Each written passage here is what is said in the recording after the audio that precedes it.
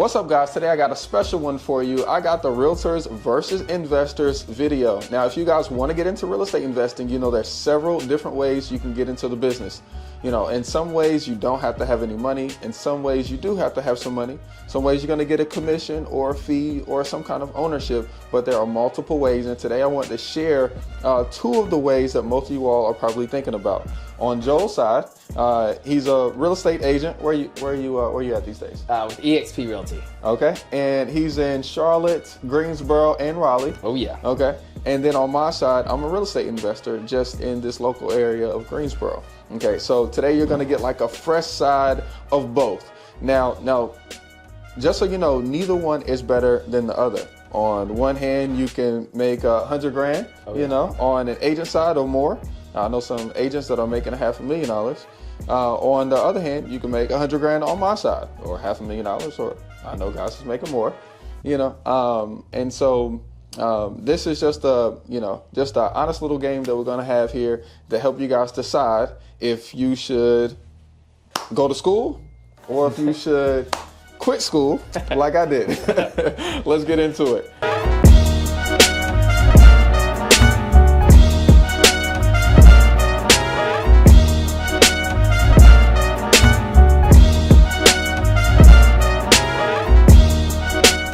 First of all, welcome to the show, my brother. Oh man, thanks for having me. I appreciate you. Tell everybody a little bit about yourself.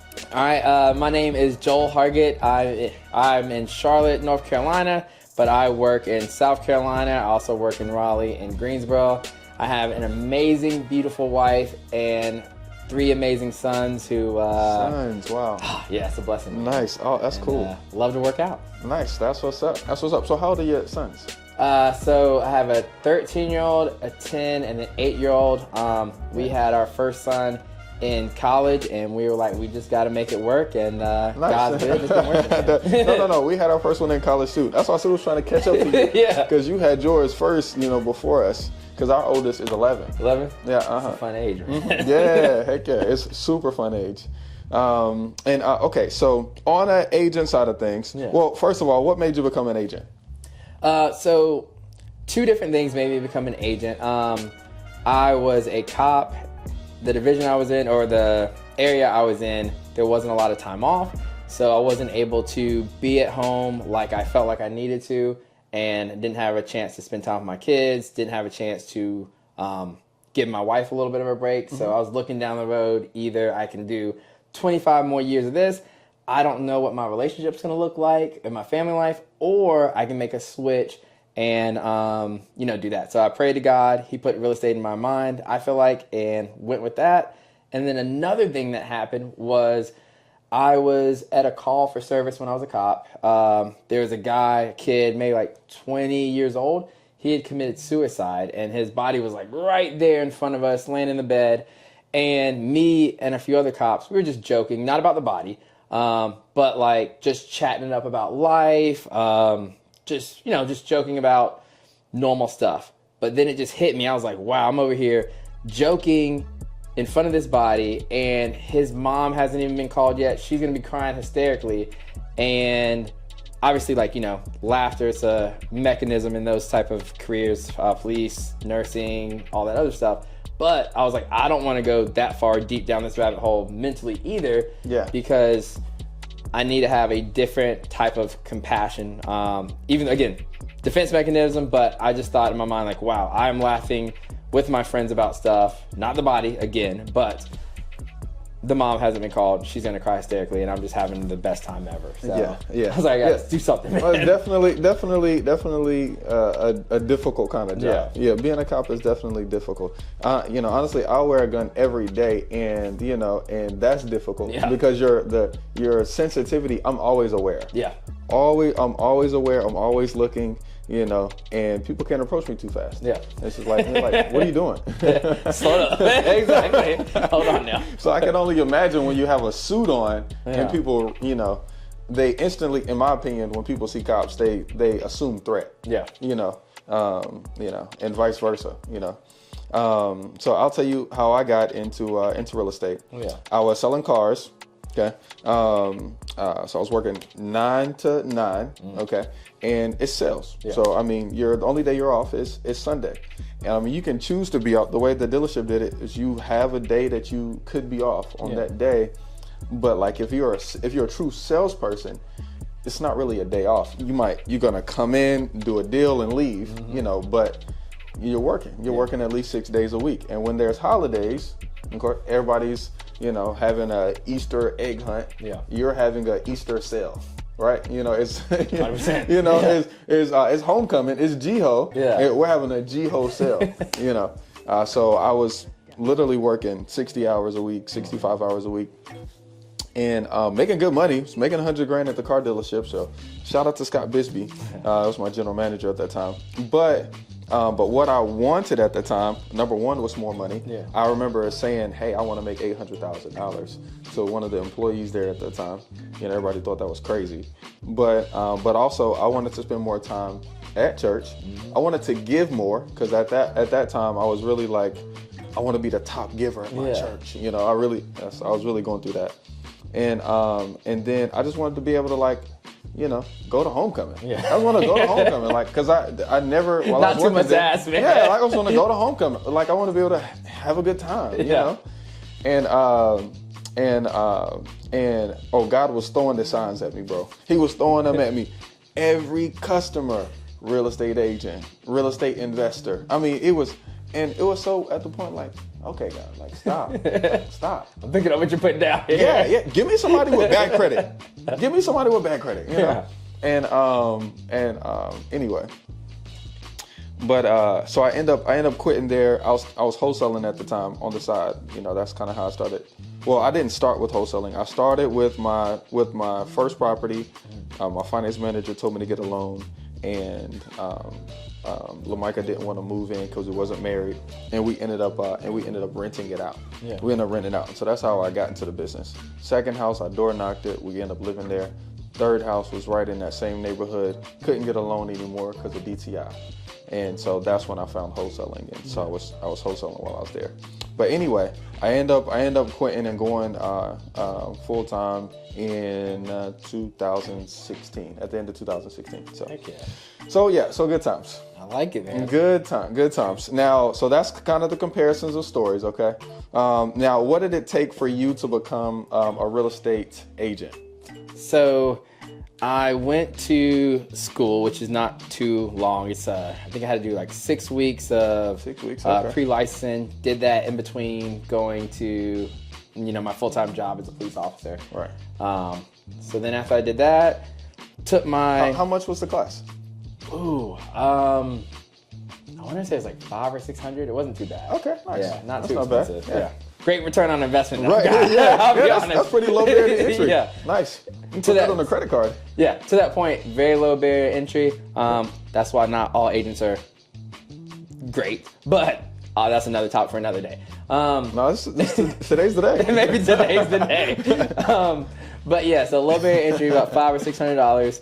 Took the class. Oddly enough, we started out with about 100 people. The instructor told us, hey, by the end, we're going to have only about 30 or 40 people in the class left. He was completely right. My last day, we had about 38, 36 people left in the class. Yeah. And then we took the test. You pass the test, you take a national test, a state and a national test. And then once you pass that, you are join a firm and you're out on your own. Okay, so you join a brokerage. Yep. Okay, at that point. So you go to the 6 weeks class, assuming you pass the test, you go join a brokerage. Mm-hmm. Okay. Now, at this point, I guess in 6 weeks, you still haven't really made any money. Correct. Okay. So during the 6 weeks, what are they teaching you during that time? So they are teaching you pretty much everything to not go to real estate jail or jail in general. Okay. What's real estate jail? Get your license taken away. Get your license taken away. Yeah. Okay, nice. Snatch it. Nice. Yeah. Nice. I like it. Yeah. I like it a lot. All right, so cool. On my side of things, when so you started while you were did you go to the class while you were at? You said you went to the class while you were at your job, right? Yep, correct. Okay, so same for me. So I started real estate investing while I was at my 9 to 5. So something both of these things you can do, part-time. And so the way I started was YouTube. Yeah. I didn't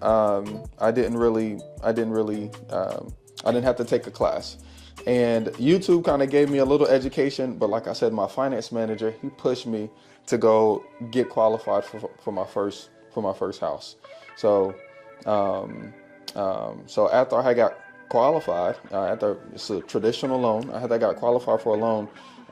I had sold a lady a car, Miss Jackie Graves, and so she ended up helping me, find a house. I told her what I wanted a potential equity. I wanted it don't have to be pretty, and we ended up finding a bank-owned property at the time.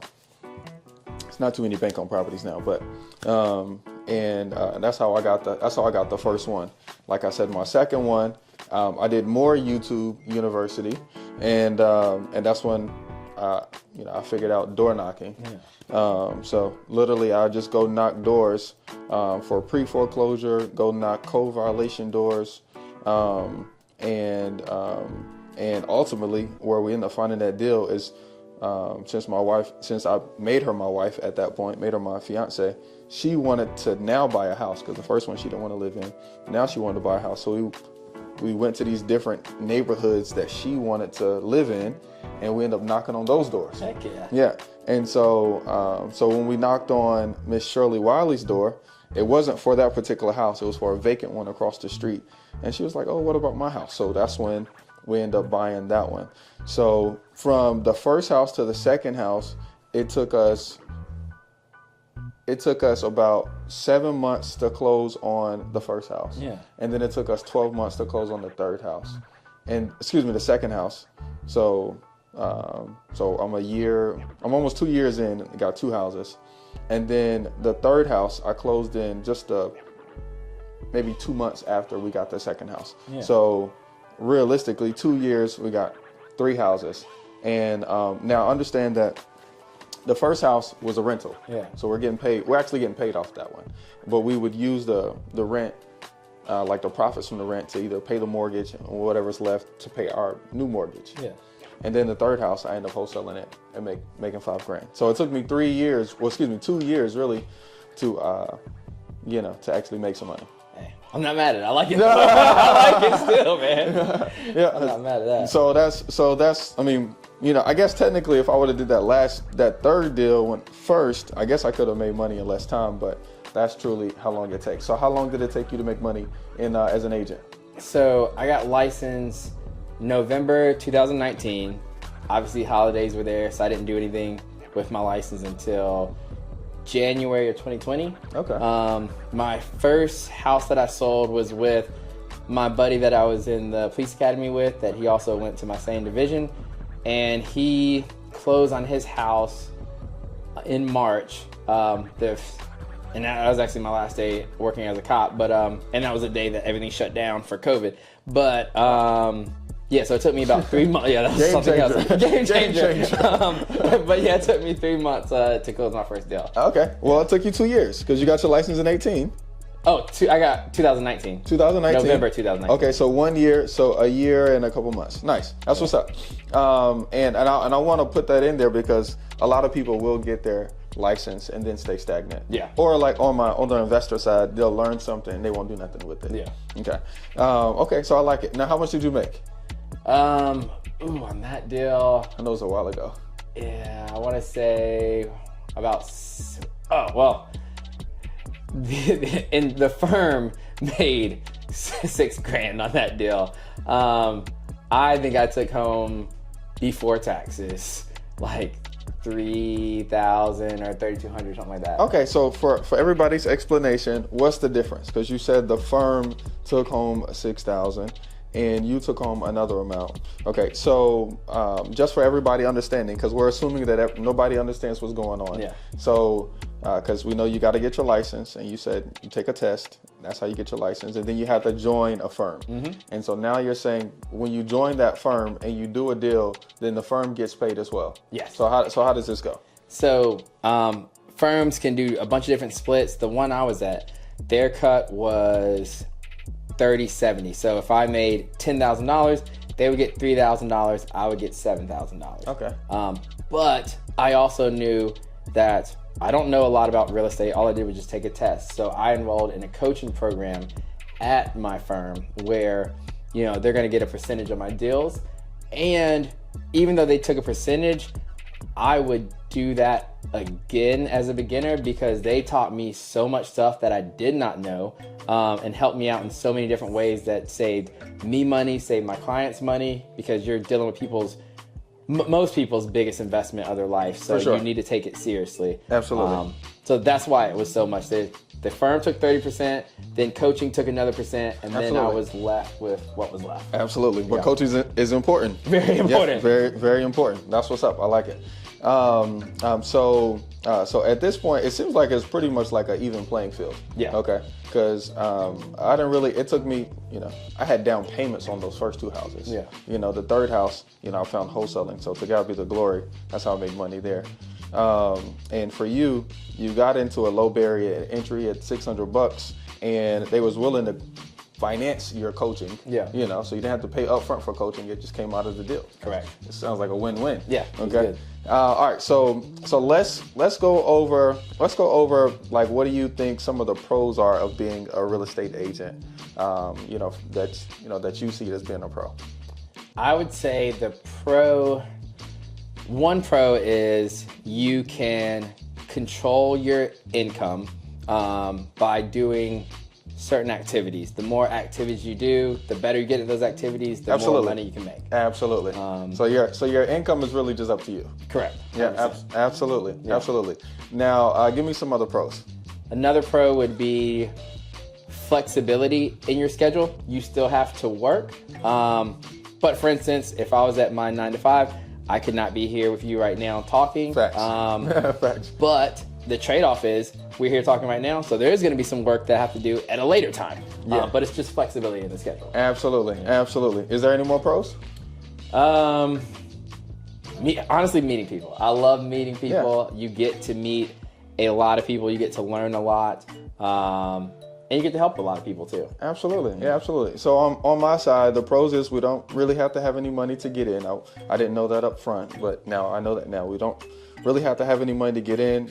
I think another pro is we really don't have to go through any kind of like licensing or anything like that. It's really all about knowing the law. Yeah. That's fair. That's it. And I love, we have the same thing, the time commitment. Like, I mean, I can wake up early before everybody else wakes up and get a bunch of stuff done, which will allow time to do stuff like this, or vice versa. I can do a bunch of stuff at night to my time is super flexible. There's been times, I make $100,000 in a week and I work 5 hours and it's like, yes, good week. But there's been other times, it's been negative, $15,000 this week.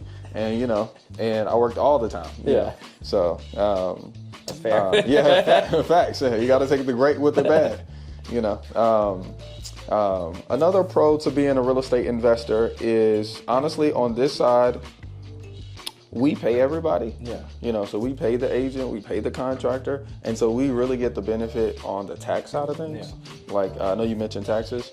We really get the benefit on the tax side of things. I mean, we can hide $1 million with depreciation and all this other stuff. Like, I'm going through that now because the 15th is coming up quick. Yeah. Next week. Right.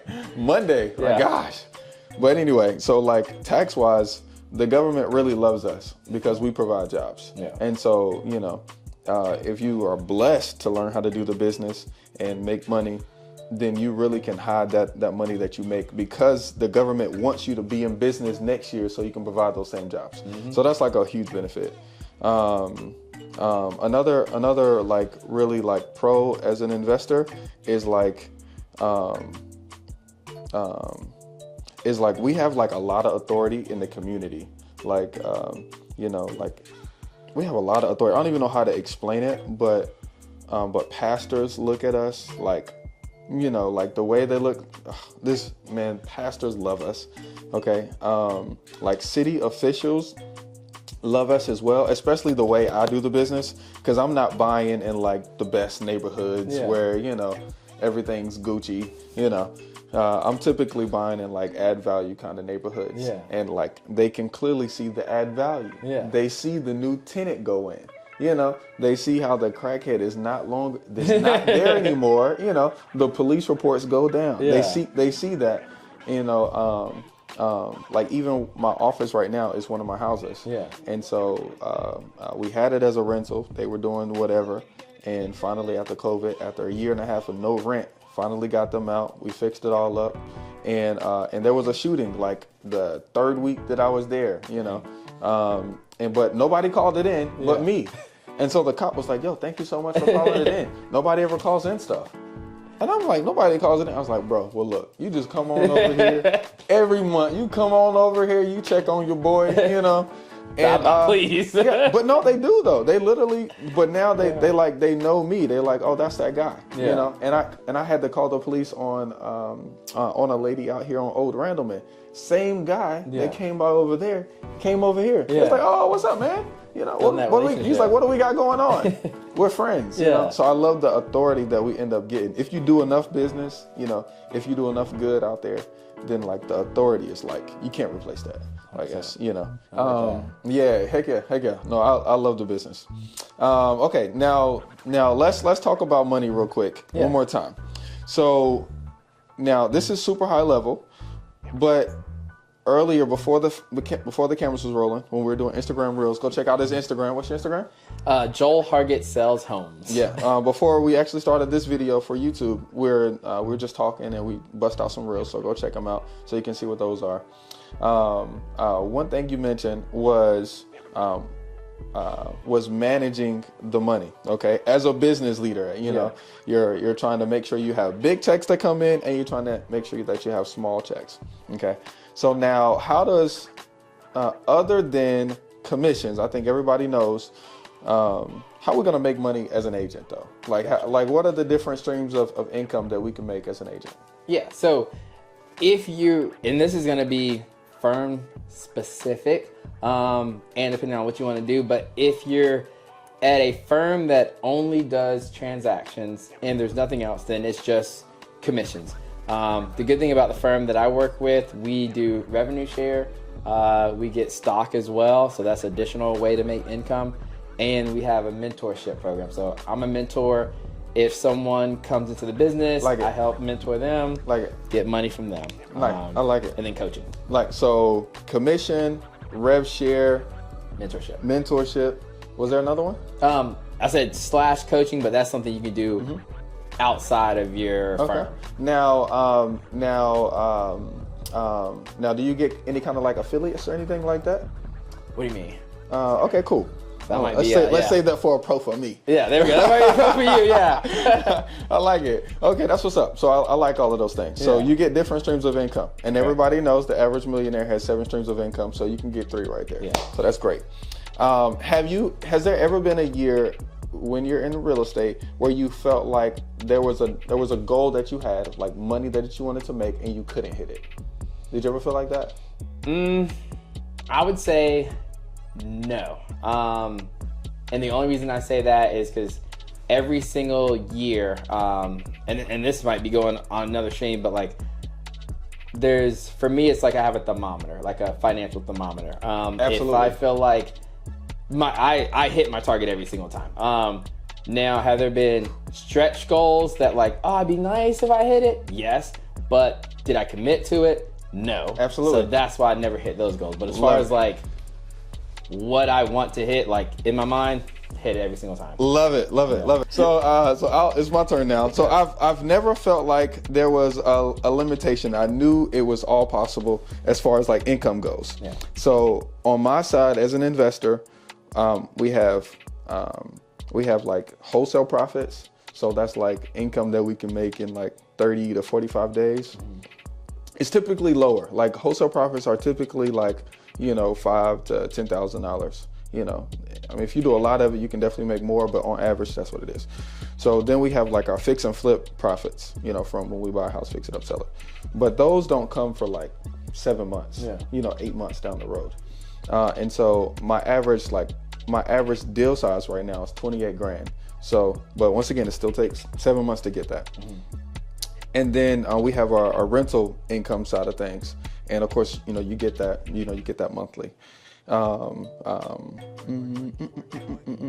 mean, this is still rental, but each sector has like its own little pocket of things that you can make money in. So rental is long-term rental, is short-term rental, is group homes. It could be so many different things. So that's kind of like the income streams there. But like you said, when you move over to like, hey, I've done it for a while, or you start hiring people, coaching is natural. Yeah. Like you naturally have to coach people. So you end up, so like I was training my team on sales. And then we went to a conference. I paid for my team to go to a conference. And they're like, oh, can we, train our teams together? Yeah, but it's a fee. Yeah. And so it's like the easiest money I made. Make it make sense. Yeah. right. And so there's like coaching fees when I'm coaching other people that want to invest in the area, or when the RIA wants to pay me to speak and stuff like that. And I never felt like there wasn't a year that I couldn't hit my goal. Honestly, I've been really lazy myself. These last couple years, my goal has been the same, and just to expand your thermostat, my goal has been 1.2 million. And I've been super comfortable in that. And Jamel, one of my mentors, he's trying to get me to get out of that. And I want to get out of it. I do. But it's really just, I need to get out of my own way, like we were just talking about with Joe. Anyway, so I never felt like I was limited in any kind of way. If I wanted to set a goal, I definitely could hit it. Yeah. So I feel like we're equal there. Now let's talk about the cons. Yeah. Let's talk about the cons. So what's the cons of being a real estate agent? Ooh, I would say the biggest con, which my coaches told me in the beginning, and it's so true, it's the other agents. It is the other agents 100%, man. Like I said, the barrier is so low, and you get all different types of people and professional styles. So what I mean is, we are here as professionals. Say if I was helping you, you don't need my help, but say if I was helping you sell your home. You living in this home, you have memories, your wife has memories, like it can be an emotional time. That's not my place to be emotional. Yeah. But there's other agents who they bring their emotions into things and get mad and it's all this other stuff, and it's like, no, that's not our job. So dealing with them, or they're not getting things done on time, or just a lot of different issues with agents, because there's not, like, you have to go out and learn how to be a professional. You have to learn that, go and seek the knowledge and all that other stuff. A lot of agents don't do that. They just see what they see on like Netflix or these other shows and like, I'm just gonna go out here and make a bunch of money and dress up, and that's not, that's not what you're supposed to do. So that's the biggest con, is working with them. And another con is, it's a pro that you get to make your own schedule, but that's also a con, because if you get lazy, if you get tired, like what you said, like, you might do a deal and it might get like 6 months or 7 months until it like pays off. And it's like, you got to put these things in your schedule. So like 6 months from now you get a deal, and then, but the next month you get a deal because you put in work 6 months ago. And then the next month you get a deal because you put in 7 months ago. So like, you got to make sure you're staying on top of your schedule, because if not, you're not going to eat. And that's unacceptable. So those are the cons, in my opinion. Okay. Yeah. Cons on the real estate investor side, which is definitely more cons than on an agent side. Okay. So I get sued. Okay. People see me as suable because I have assets, and they're like, oh, his net worth, great, he has something to protect. Which is why I wear my gun all the time. That's fair. So people sue me, and random people just try it. Even in my marketing. So that's where it started first, because first we were like just a wholesale operation, not just, but we were mainly a wholesale operation. So we're marketing. We're doing like 20,000 RVMs a month. We're making 500 calls a day. So that's like 30,000 calls. You know what I mean? Like we're doing a lot of marketing. And so at first it was people just coming to the office like, hey, I'm gonna sue you. I'm on the do not call list, da da Those da da da. people. Right. But really, and I'm shout out to my mentor Carlos Reyes. He's like, bro, just offer to pay them and have them sign something. So really that became just me like saying, yo, come up to the office, I give you $500. Yeah. I come up to the office, I give them $500. I had them sign something that said they can't sue me in the future. And that's how it started. And honestly, I'll take those any day. Yeah. But then when you start really getting into rentals and you're trying to scale your rental portfolio, now you're buying property with these tenants who know the laws better than you, who hire, they're not paying rent, but they start paying rent to an attorney just to sue you for nothing. That part. and so then you end up not collecting rent for a year and a half. Finally, they're out, and now you got a trashed house.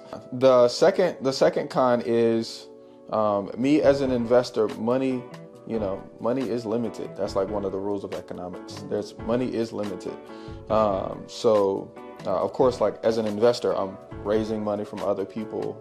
I don't really get bank loans on the front end. I get bank loans for the refinances, which we can do as many refinances as possible, but that's only dictated by how much money I can raise on the front to fix property up, because banks don't want to lend on ugly houses. So that's probably like my next con is like we're limited on the funding. My third con is we are the business, we are the marketers, and what marketers do is we market. So like, and marketing is expensive, especially when you got, if you're in a place like Charlotte,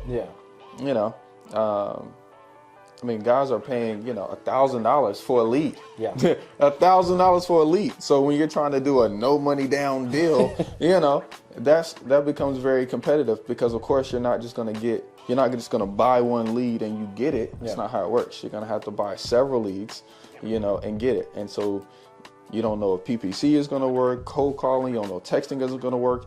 And most people, realistically, they're not good in sales. Yeah. I was grateful to go through the car dealership and be under the people that we were in, so I'm decent at sales. I'm a fucking beast at sales. Anyway. Speak it. But so that's definitely the marketing, definitely, especially when you want to scale up. When you finally say, I remember saying, hey, I want to go from 10 houses, and I want to go to 40, and I didn't hit 40 that year, but I got to 30. And we did maybe like 60 other deals outside of that, but I spent, bro, I think I spent like 150 grand, in marketing, and then like another, 150 on payroll, just for the sales guys, not including anything else. And so, that was tough for me to swallow, because once again, past experiences and stuff like that, it's like, I make all this money, I pay y'all. Anyway, that was like a big hurdle for me, because like we was making money, but I'm like, all of these people in here eating off of me. Anyway. To that point, like I didn't think about it, so I'm glad you put that up. Those are cons for us too. Like, we have marketing expenses, and like my first year, I was like, oh, I made all this money. And then when like tax time came, I was like, I spent a lot. Like, I bought a car on marketing, basically, like that much money worth.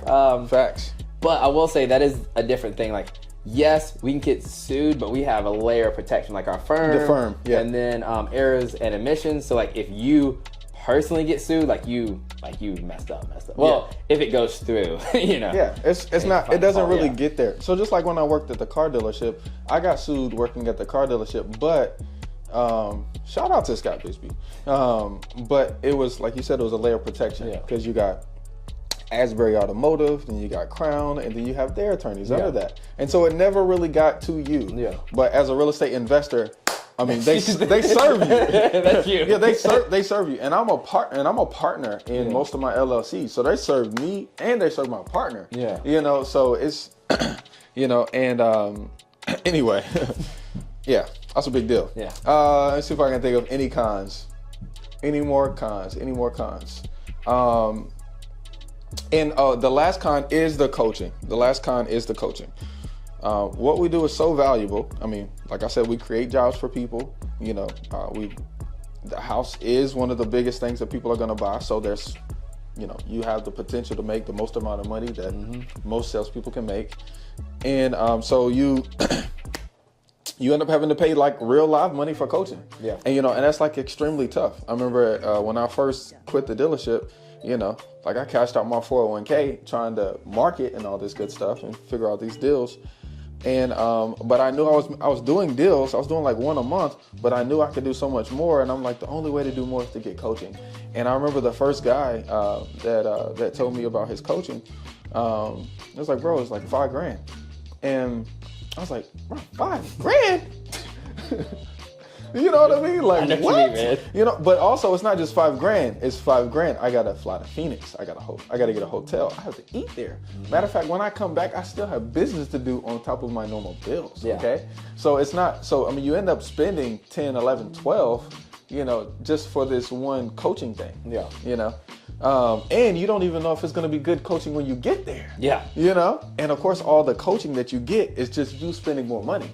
Anyway, so that's definitely one of the big downfalls.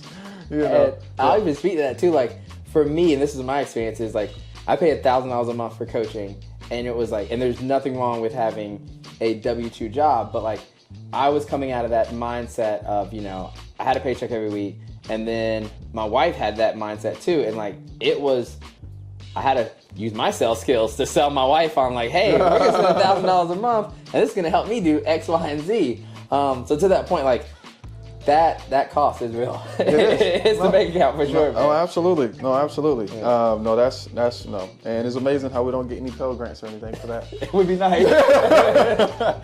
But hey, look, guys. I hope you guys enjoyed this sector. This is just a little bit about how you should approach the business. Several ways to approach real estate. Neither one of them is right or wrong. Look, let's finish with this. Yeah, let's finish with this. If you had to do it all over again, would you do it the same way, or would you jump in to be an appraiser or an investor or a surveyor or anything else in real estate? Would you do it the way you did it, or would you do it another way? If I had to do it all differently, I would just go faster. There was a time where I was afraid, and I think it was more afraid of what people were gonna think of me if I was like trying to reach out for business or tell them I was in real estate and things like that, and that mindset hindered me from a lot of different things. So I think everybody goes through that. So that's what I would do differently. I would change my mindset and just like hit the ground running. If things didn't work out, pivot to another area in real estate, or like if this lead generation source didn't work, I'd pivot and things like that. So I would still do it, just do it faster. Facts. I love it. Yeah, I love it. I honestly, I wouldn't change anything because I feel like I grew fast, and if I would have grew any faster, it would have been unsafe. Yeah. Honestly, I feel like that.